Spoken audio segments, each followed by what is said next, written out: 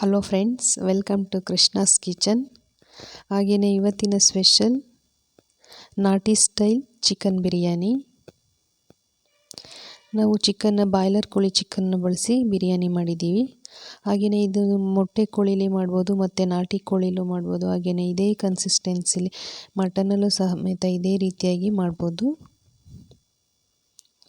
ಒಂದ್ಸಲ ಈ ರೀತಿ ಇನ್ನೂ ಟ್ರೈ ಮಾಡಿ ನೋಡಿ. ಮಾಡುವ ವಿಧಾನ ನೋಡೋಣ.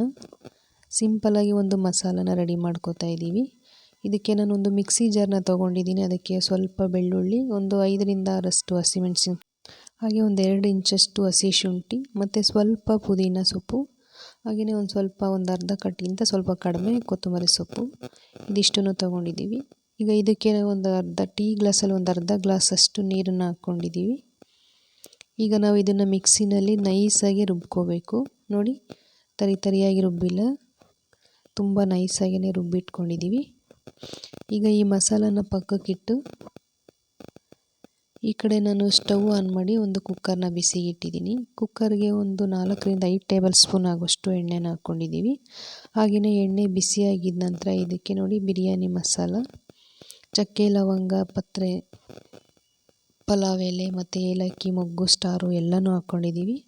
ಇದು ಎಣ್ಣೆಯಲ್ಲಿ ಫ್ರೈ ಆಗಿದ ನಂತರ ಇದಕ್ಕೆ ತೆಳುವಾಗಿ ಉದ್ದುದ್ದ ಕಟ್ ಮಾಡಿರುವಂತಹ ಈರುಳ್ಳಿ ಹಾಕ್ಕೊಂಡಿದ್ದೀನಿ. ಅಂದರೆ ಈರುಳ್ಳಿ ಚೆನ್ನಾಗಿ ಫ್ರೈ ಆಗಬೇಕು. ಈರುಳ್ಳಿನ ತುಂಬ ತೆಳುವಾಗಿ ಕಟ್ ಮಾಡಿಕೊಂಡ್ರೆ ಆದಷ್ಟು ಬೇಗನೆ ಫ್ರೈ ಆಗುತ್ತೆ. ನೋಡಿ, ಈಗ ಚೆನ್ನಾಗಿ ಕೆಂಪಾಗಿ ಕಲರ್ ಚೇಂಜ್ ಆಗೋ ತನಕ ಫ್ರೈ ಮಾಡ್ಕೊಂಡಿದ್ದೀವಿ. ನೋಡಿ, ಈ ರೀತಿಯಾಗಿ ಆಗಿದೆ. ಈಗ ಇದಕ್ಕೆ ನಾವು ಮುಂಚೆನೇ ಚಿಕ್ಕದಾಗಿ ಕಟ್ ಮಾಡಿಟ್ಟಿರುವಂತಹ ಟೊಮೆಟೊನೂ ಸಹ ಹಾಕ್ಕೊಂಡಿದ್ದೀವಿ.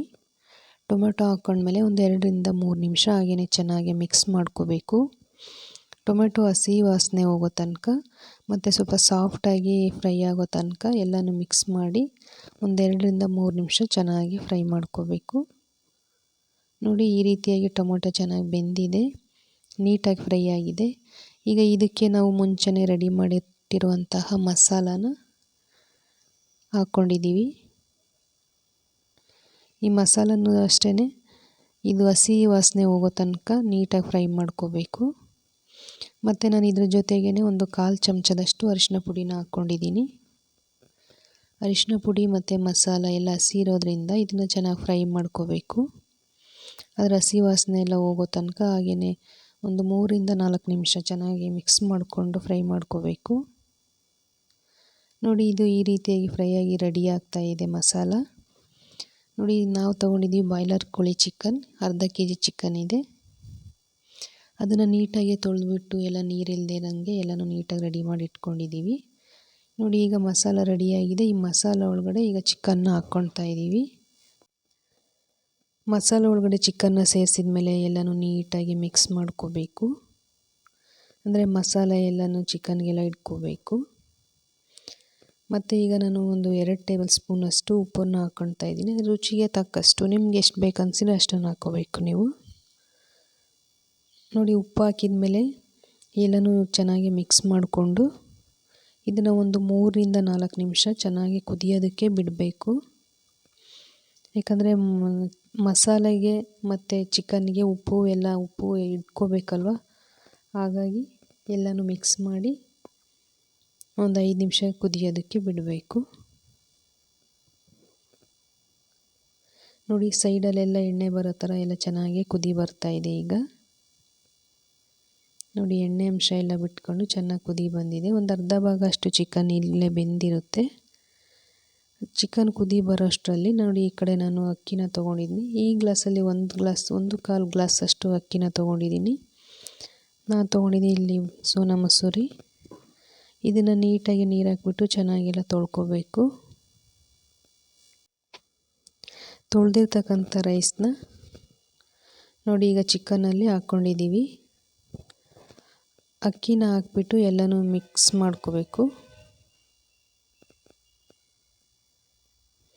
ನೋಡಿ, ಇದೇ ರೀತಿಯಾಗಿ ಎಲ್ಲನೂ ಈ ರೀತಿಯಾಗಿ ಚೆನ್ನಾಗಿ ಮಿಕ್ಸ್ ಮಾಡ್ಕೋಬೇಕು. ಹಾಗೆ 1 ನಿಮಿಷ ಕುದಿಯೋದಕ್ಕೆ ಬಿಟ್ಟಿದ್ದೀನಿ. ನಾವು ಮಿಕ್ಸಿ ಜಾರ್ನ ತೊಳೆದ್ಬಿಟ್ಟು ಸ್ವಲ್ಪ ನೀರನ್ನು ಹಾಕ್ಕೊಂಡಿದ್ದೀನಿ. ಈ ರೀತಿ ಚೆನ್ನಾಗಿ ಎಲ್ಲ ಕುದಿ ಬಂದಮೇಲೆ ಎಲ್ಲನೂ ಮಿಕ್ಸ್ ಮಾಡಿದ್ದಾದಮೇಲೆ ಈಗ ನಾವು ಇದಕ್ಕೆ ನೀರನ್ನು ಹಾಕ್ಕೋಬೇಕು. ಅಂದರೆ ನಾನಿಲ್ಲಿ 1 ಗ್ಲಾಸಷ್ಟು ಅಕ್ಕಿನ ತೊಗೊಂಡಿರೋದ್ರಿಂದ ಅದಕ್ಕೆ 2 ಗ್ಲಾಸಷ್ಟು ನೀರನ್ನು ಹಾಕ್ಕೊಳ್ತಾ ಇದ್ದೀವಿ. ನೀರು ತಣ್ಣೀರನ್ನ ಹಾಕಬಾರ್ದು, ಆದಷ್ಟು ಬಿಸಿ ನೀರನ್ನ ಹಾಕಿದರೆ ರೈಸೂ ಚೆನ್ನಾಗಿ ಬರುತ್ತೆ. ನಾನಿಲ್ಲಿ ಬಿಸಿ ನೀರನ್ನ ಬಳಸ್ತಾ ಇದ್ದೀನಿ. ನೋಡಿ 2 ಗ್ಲಾಸಷ್ಟು ನೀರನ್ನು ಹಾಕ್ಕೊಂಡಿದ್ದೀವಿ. ಈಗ ಒಂದು ಸಲ ಎಲ್ಲನೂ ಮಿಕ್ಸ್ ಮಾಡಿ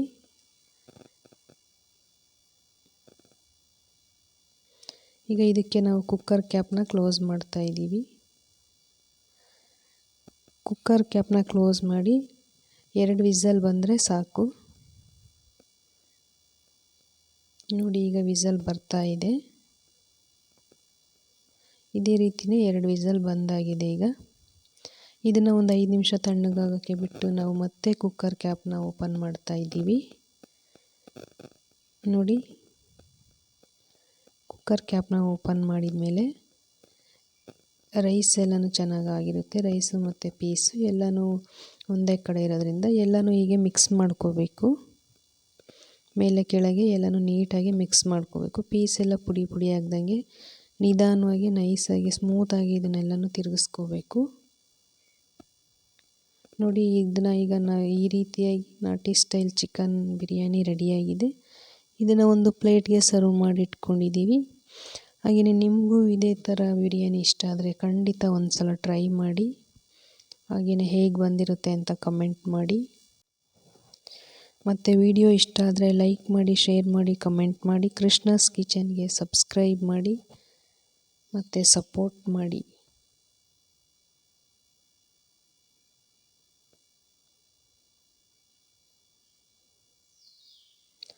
Thank you for watching. Bye bye.